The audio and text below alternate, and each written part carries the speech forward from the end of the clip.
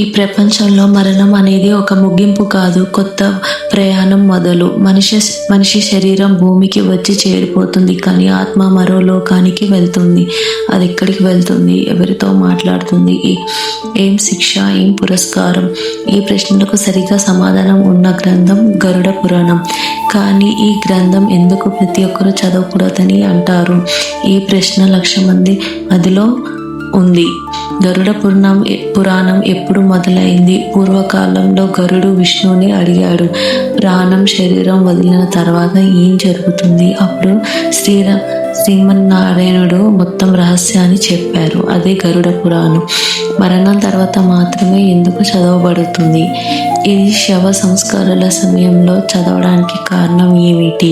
సాధారణంగా ఎవరు మరణించినప్పుడు వారి ఆత్మ 11 రోజుల పాటు ఇంట్లో ఉంటుంది అంటారు. అప్పుడు ఆత్మ అయోమయంగా ఉంటుంది, ఎక్కడికి వెళ్ళాలి అనేది తెలుసుకోలేక. అప్పుడు గరుడ పురాణం చదవడం వల్ల ఆత్మదారి తెలుసుకుంటుందని నమ్మకం. ఎందుకు భయపడతారు?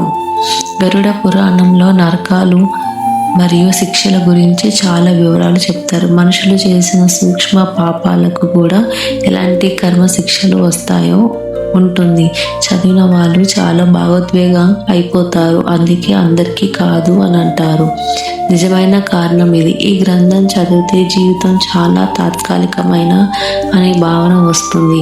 అభిమానం తగ్గుతుంది, అహంకారం తగ్గుతుంది, అనవసర కోపాలు తగ్గుతాయి. మనిషి అంతర్గత పరివర్తన జరుగుతుంది.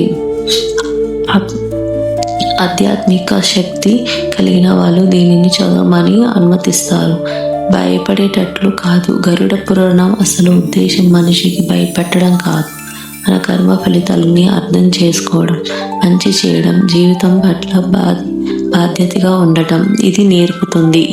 చివరి సందేశం: మనిషి బతికినప్పుడు ఆయన చర్యలు చావు తర్వాత కూడా ప్రభావితం చేస్తాయి. అందుకే పురాణం చెబుతుంది, ఇది జీవితం నీ చర్యల ప్రతిబింబం. గరుడ పురాణం అంటే భయం కాదు, జ్ఞానం. Please subscribe, comment. Om Namo Narayana.